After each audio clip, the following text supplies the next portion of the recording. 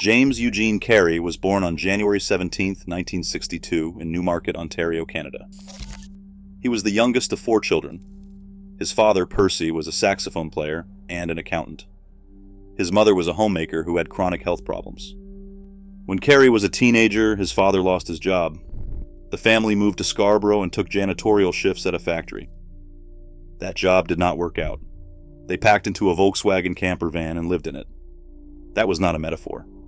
That was where he slept. During those years, he practiced faces in a mirror. He had been doing that since he was 8 years old. He dropped out of high school. He made his stand-up debut at 15, and he bombed. He kept going anyway.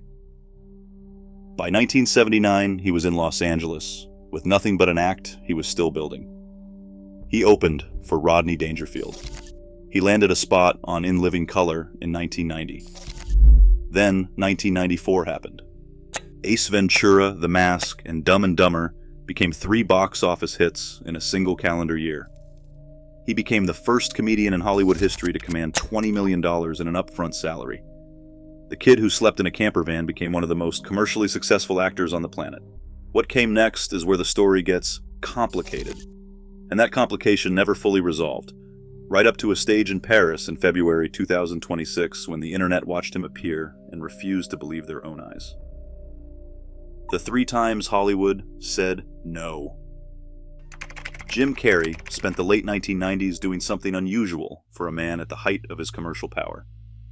He started turning down the obvious path and walking towards something harder. The Truman Show came out in 1998. He played Truman Burbank, a man who had lived his entire life inside a television show without knowing it. The role required stillness, confusion, grief, the slow dawning awareness that everything you were told was real was actually constructed. There was nothing rubbery about it, no shouting, no elastic face, just a man realizing his whole world was a set, and the people he loved were actors. Director Peter Weir's film earned 3 Oscar nominations: Best Director, Best Supporting Actor for Ed Harris, and Best Original Screenplay. Not one nomination went to the man who carried the entire film on his face for 2 hours. Carrey showed up to the 1999 Oscars as a presenter. He walked on stage, paused, looked at the audience, and broke into a pretend sob about not being nominated before pivoting into a joke. The room laughed. He kept it together, but the joke was the only way to say the thing he actually felt. In the only room where saying it directly would have been unacceptable. Then he did Man on the Moon in 1999, playing comedian Andy Kaufman. Director Milos Forman, a biopic about one of the strangest, most committed performance artists who ever lived. Carrey did not just play Kaufman, and by all accounts from the production, including a Netflix documentary made about the experience years later, he essentially became Kaufman for the duration of the shoot. He won the Golden Globe for Best Actor in a Musical or Comedy. He did not receive an Oscar nomination. Then Eternal Sunshine of the Spotless Mind in 2004. A surrealist romance directed by Michel Gondry about a man erasing his memories of a relationship that ended badly. Kate Winslet got an Oscar nomination for Best Actress. The film won Best Original Screenplay. Carrey got a BAFTA nomination and a Golden Globe nomination. He was widely considered to have delivered the best work of his career, quiet and internal and genuinely heartbreaking. 3 of the most praised dramatic performances by any actor in that 15-year window. 0 Academy Award nominations across all 3. He told Vanity Fair at some point during this stretch that there is a lot of monkey business that goes on around awards, and that if you do not show up to certain dinners, you screw your chances. And he admitted he had never been very good at playing that game. Hollywood had given him everything it had to offer commercially, and refused him the one thing that signals the industry takes you seriously. And the person who knew it best was the one doing impressions in a Canadian factory town with no floor under him, who understood from childhood that the world does not always give you what you earned. That knowledge sits underneath everything that came next, because the gap between what Carrey deserved and what the Academy gave him became one of the longest-running grievances in modern Hollywood memory. and it would stay that way for decades, until a night in Paris cracked it back open in a way nobody expected. The Disappearing Act. At some point in the 2010s, Jim Carrey started pulling back. Not all at once. He did Kick-Ass 2 in 2013, and publicly refused to promote it after the Sandy Hook shooting, because he had filmed violent scenes he could no longer stand behind in good conscience. He did a Showtime series called Kidding from 2018 to 2020 that earned him a Golden Globe nomination and genuine critical respect, and very little mainstream attention. He played Joe Biden on Saturday Night Live through the 2020 election cycle, and then stepped away from that too, saying he wanted to free up the role for the real Biden to inhabit if he chose. In 2022, he told Access Hollywood he was fairly serious about retiring from acting. He said he had enough. He wanted to paint. He had been painting for years, actually, producing work serious enough to release books and to exhibit publicly. The comedy machine that had run at full speed for 3 decades was slowing down by choice. He came back briefly for Sonic the Hedgehog 3 in 2024, reprising his role as Dr. Robotnik. He said in interviews he agreed to return because, and he said this plainly, with no attempt at glamour, he needed the money. Then he clarified in later interviews that he was more accurately entering what he called a power rest rather than a full retirement, and that he was open to returning if the right thing came along.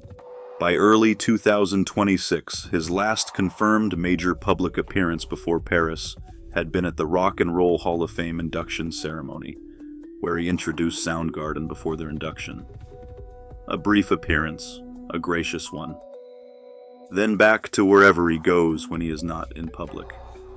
When someone that famous withdraws from view for extended stretches, the internet fills the vacuum with whatever it wants. His paintings, his statements about consciousness and ego dissolution, which he'd been making in various forms since at least 2009, when he gave an interview at a New York Fashion Week event, talking about the non-existence of the self. His relationship history, the tragedy of Catriona White, the makeup artist he'd been seeing who died from a prescription drug overdose in 2015, and whose death was ruled a suicide.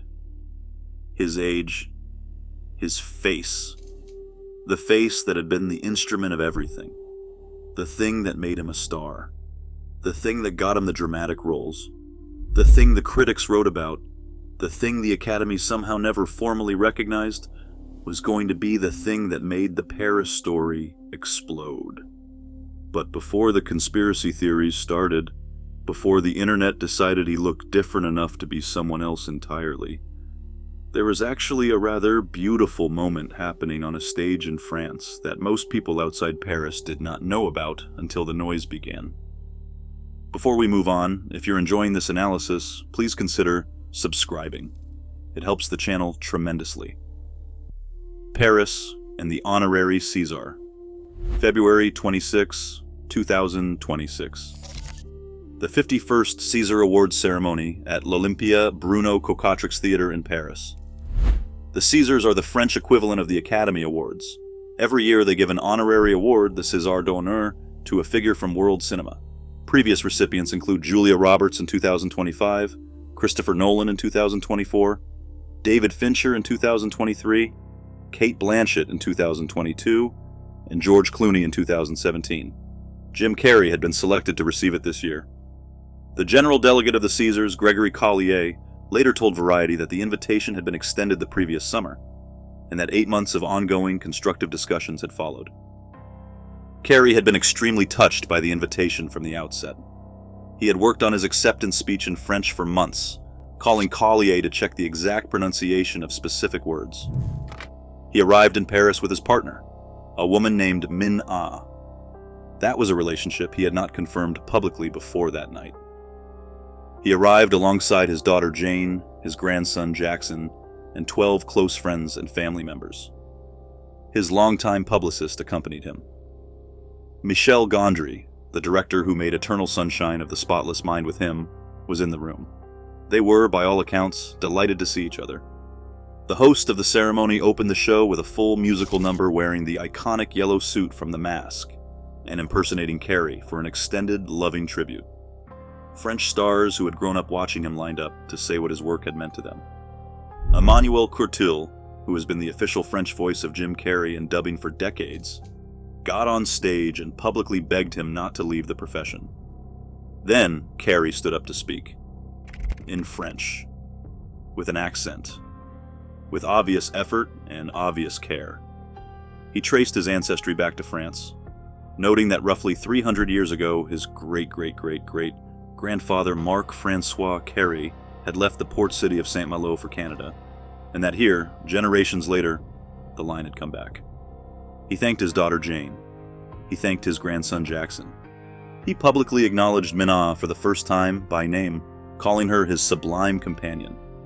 And then he thanked his father Percy, the saxophone player and accountant from Newmarket, who had driven a family in a camper van and somehow raised the most expressive face in the history of Hollywood, calling him the funniest man he had ever known and crediting him with teaching him the value of love, generosity, and laughter. He was in tears. The room gave him a standing ovation. The French film industry, which has spent decades watching Jim Carrey be overlooked by the Academy, whose logo is stamped on the only building in Los Angeles, more famous than Grauman's Chinese Theater, stood up and told him what it thought of his career. And then the internet saw the photos, and everything went sideways. The clone conspiracy and what it actually revealed. Within days of the ceremony, photos and video of Carrey at the Césars began circulating widely. The reaction was immediate and confused. People said he was unrecognizable, that his face looked fuller, smoother, different from the rubber-faced comedian frozen in their memory from 1994, 1998, or 2004. Comments poured in calling him a clone, a look-alike, a body double, someone who had nothing to do with the actual Jim Carrey. The conspiracy accelerated when a drag artist named Alexis Stone, known for his ability to transform himself into convincing celebrity likenesses, posted on Instagram under the caption, Alexis Stone as Jim Carrey in Paris, alongside photos of prosthetics, a wig, and images from the event. Stone's post did not explicitly claim he had attended the ceremony in Carrey's place, but the internet ran with it as if it had. Within hours, the rumor was everywhere. His publicist, Marlia Leslie, issued a statement saying simply, Jim Carrey attended the César Awards, where he accepted his honorary César award. Collier, the César's delegate, called the rumors a non-issue and walked through the months of preparation, the speech work, the family who accompanied him, the old friends who were in the room. He said, "For me, it is a non-issue. I just remember his generosity, his kindness, his benevolence, his elegance." None of that fully stopped the conversation. Because the internet does not require uncertainty to sustain a story. It just requires a gap between how someone looked in the mental photograph taken from their most famous period and how they look now. Carrey is 64 years old. He had been largely out of public view for an extended stretch before this night. People last remembering him as Truman Burbank or Ace Ventura, and then seeing him at 64 at an awards ceremony, are not looking at a different person. They are looking at time. But the reason the conspiracy hit as hard as it did is actually the more interesting story underneath the noise. Jim Carrey's face is not just a face. It is the instrument his entire career was built on. The faces he made in a mirror at age 8. The impressions he did at 15 in a Toronto comedy club. The physical extremity that defined every performance that made him famous, and several of the ones the Academy chose not to recognize. When that face looks different to people, even if only because of age and time, the disorientation runs deeper than it would for someone whose work is less physically identified with their appearance. The conspiracy said nothing real about Jim Carrey. It said everything real about how the public relationship with a famous face works. You freeze them at the peak, you expect them to stay there. When they do not, the most charitable explanation, that a 64-year-old man looks different than he did at 36, loses to the more exciting one. What nobody in the middle of the conspiracy discourse stopped to note was what was actually happening on that stage in Paris while they were arguing about prosthetics. A man who Hollywood's most prestigious institution had ignored 3 times over for performances that earned him every other significant award available was finally being told, by the French equivalent of that institution, what his body of work was worth. That is the story, not the face. The story is that the only major film academy in the world to give Jim Carrey a Lifetime Achievement Award was not in Los Angeles. What the Oscars never said. Jim Carrey has never been nominated for an Academy Award. Not once. 4 decades. 3 iconic comedies. 3 acclaimed dramatic performances, recognized by the Golden Globes, the BAFTAs, and the Screen Actors Guild. Nothing from the Oscars. He attended as a presenter in 1999 and made a fake sob joke about not being nominated in a room full of people who had just voted against him. Brave, or had you decide. He told Vanity Fair there is monkey business around awards, that campaigns require dinners and relationships, and that he was never good at playing that game. The real question is simple. Were the performances not good enough? Critics did not think so. The Golden Globes did not think so. France definitely did not think so. Or was it the image problem? The rubber-faced comedian from 1994, sitting on top of every serious role he ever attempted, making voters unsure which box to put him in. A comment on a Deadline article about the César night got shared everywhere. It said there is an alternate reality where the Oscars did not snub Carrey. He did not get hurt and throw in the towel and spent the last 2 decades doing really great work. That is not a small thing to sit with. Instead, there was Paris. A man in his 60s crying in French about his father in a room from an industry that is not even his own, being told his career mattered. The Oscars were 3 weeks away. He was not on any list. The internet argued about his face. The honest argument is about what it means that the only major film academy to honor Jim Carrey with a Lifetime Achievement Award was not in Los Angeles. If you enjoyed this video, make sure to subscribe. Thanks for watching, and I'll see you in the next one.